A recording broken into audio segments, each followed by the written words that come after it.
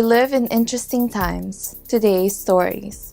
Indonesia arrests French drug fugitive. Thai forest rangers trained to tackle wildlife crime. Elephant seals take advantage of the shutdown in California. INC holds Aid to Humanity in Edmonton. INC Aid to Humanity reaches out to Toronto communities.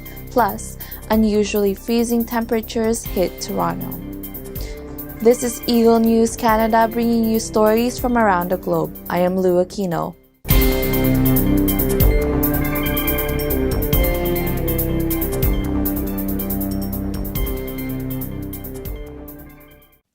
A French drug suspect on the run since escaping from an Indonesian jail nearly 2 weeks ago has been recaptured.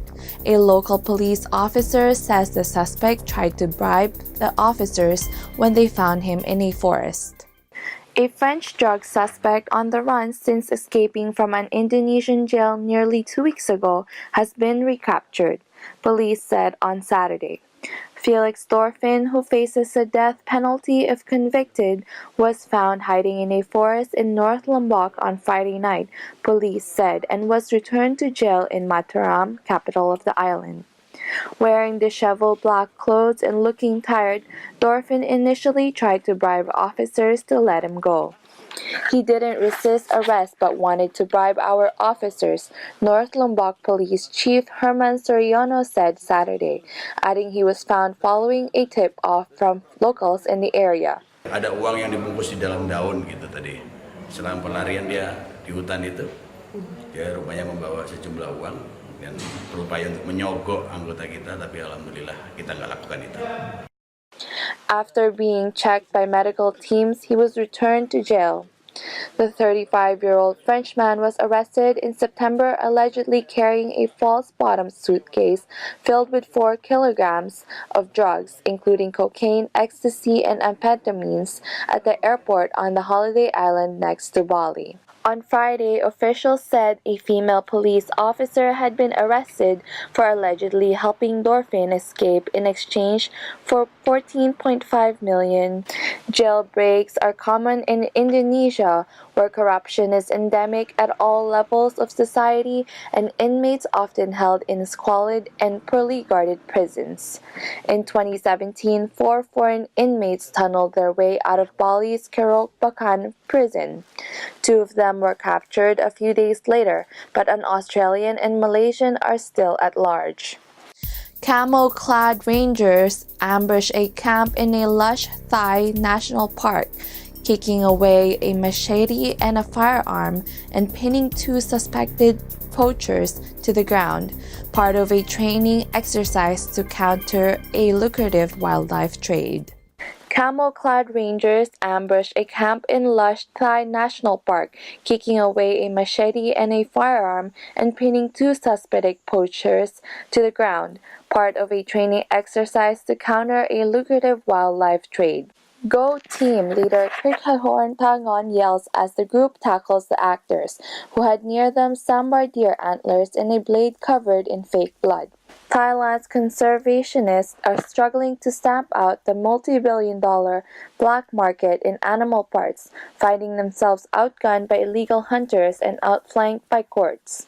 The country is a key transit point for smugglers moving on to Vietnam and China, 2 of the world's biggest markets for parts from endangered and protected species. But efforts by its 14,000 rangers to take down illegal hunters and loggers are often stymied by a lack of resources and training, with about 15 rangers killed each year in deadly encounters.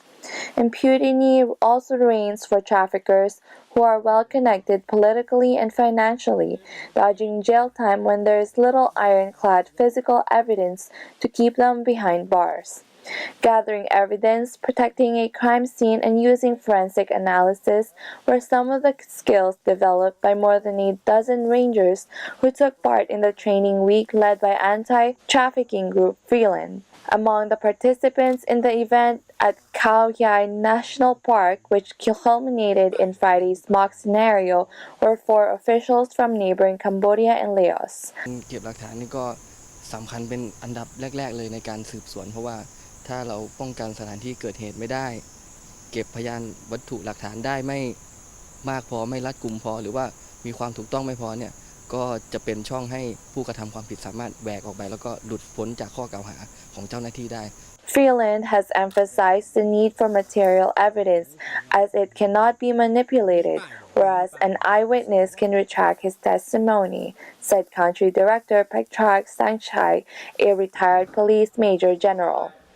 The training, funded by the British Embassy in Bangkok, comes the same week a Thai court dismissed charges against a suspect wildlife trafficking kingpin. He was accused of smuggling 1 million worth of rhino horns to Thailand, but the case unraveled when the sole eyewitness changed his testimony.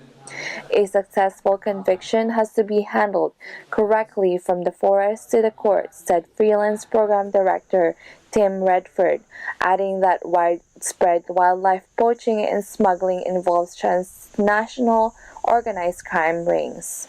How to handle evidence that's collected from a crime scene to ensure that it can be forensically tested and make sure that it's not contaminated in any way with other people's, say, fingerprints or DNA or stuff like that. And although these techniques have not really been used much in the past in parks, they are definitely becoming more essential in preparing solid cases that will end in convictions.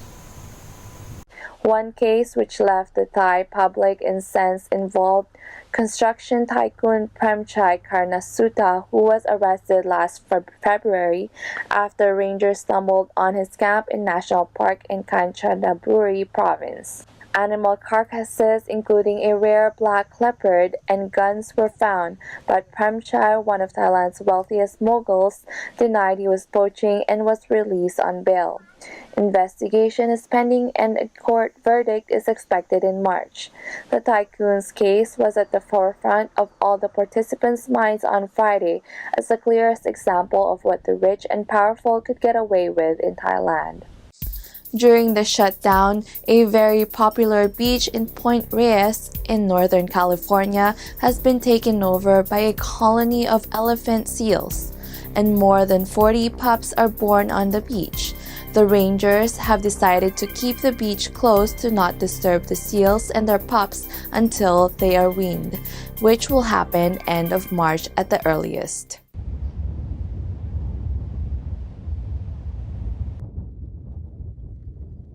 During the shutdown, we actually had a storm that came through that was coupled with what are called king tides, very high extreme tides.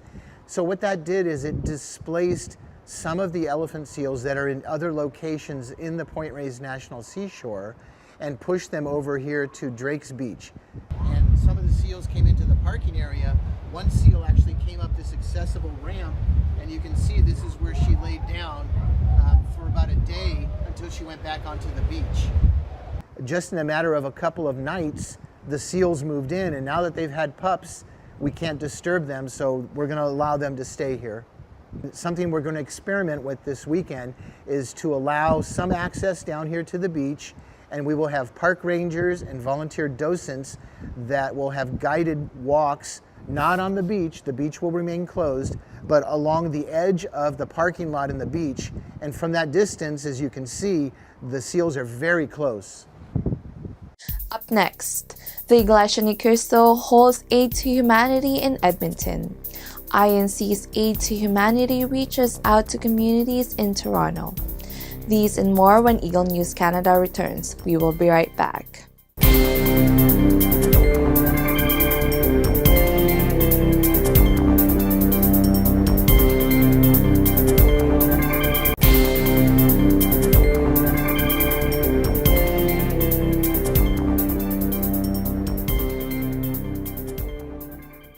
Welcome back. You are watching Eagle News Canada.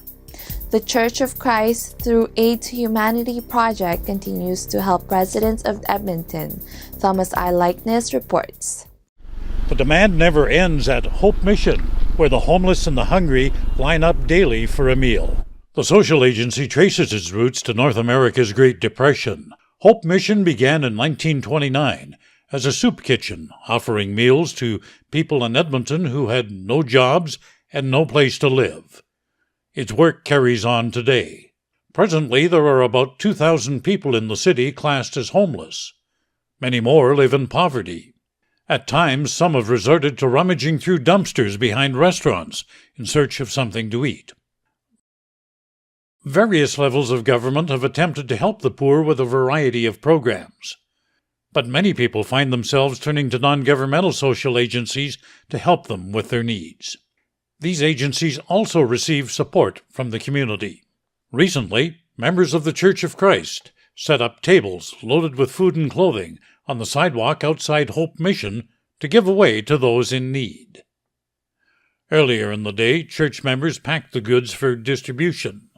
Edmonton District Minister Voltaire Tamison says the church frequently conducts such campaigns. And this one is to show our concern to our fellow men and to our loved ones who need material things, and not only material things that we are sharing to them, but most especially our faith inside the church.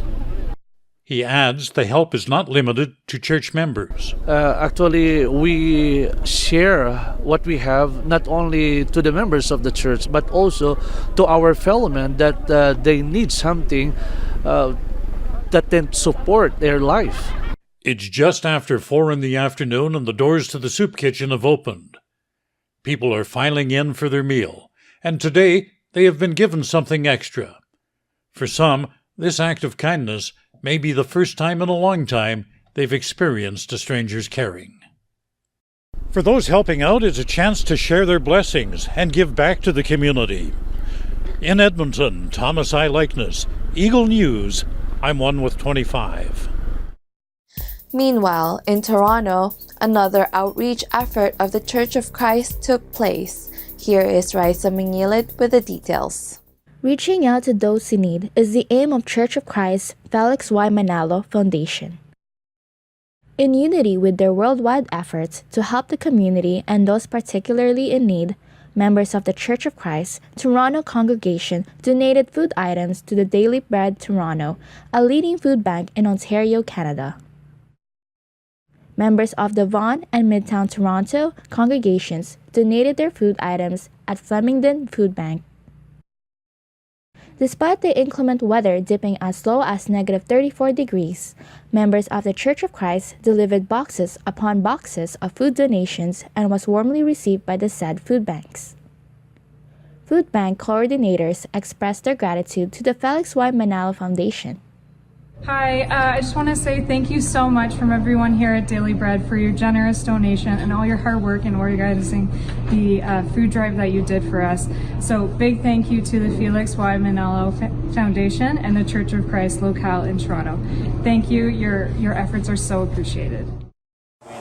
MYA Foundation and the Flamingo Food Bank, and I really appreciate this partnership and your support and help for Flamingo Food Bank. Thank you and for help and support. For Eagle News, reporting from Toronto, Canada, this is Raisa Mangirit, 1 with 25. Coming up, freezing temperatures hit Toronto. Eagle News Canada will return shortly.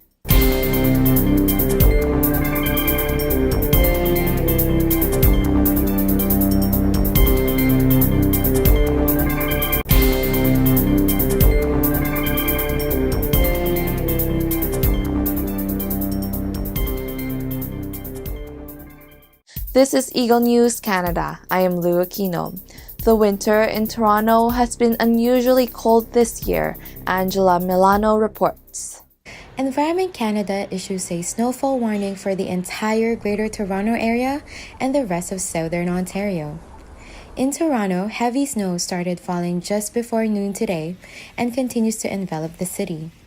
The upcoming winter storm is expected to leave the city with 15 to 20 centimeters of snow Monday evening to Tuesday morning of the next day.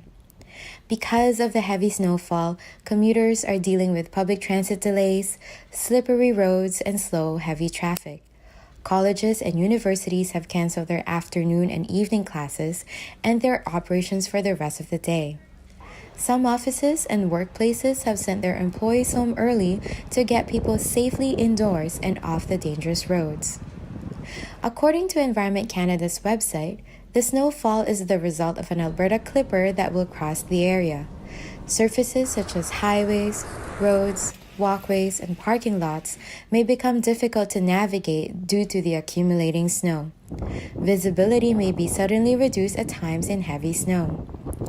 Since last week, Toronto has been experiencing double-digit negative temperatures, and with today's snowfall and upcoming winter storm, the city continues to trudge itself through what seems like a harsh winter this year. For Eagle News, reporting from Toronto, Canada, this is Angela Milano, 1 with 25. Thanks, Angela. That is this week's Eagle News Canada. Join us next week for stories that matter to you. Visit our websites at Eaglenews.PH and EagleNewsLive.com. Like us on Facebook, follow us on Twitter at twitter.com/EagleNewsPH. Thank you for watching. I am Lou Aquino, and I am 1 with 25.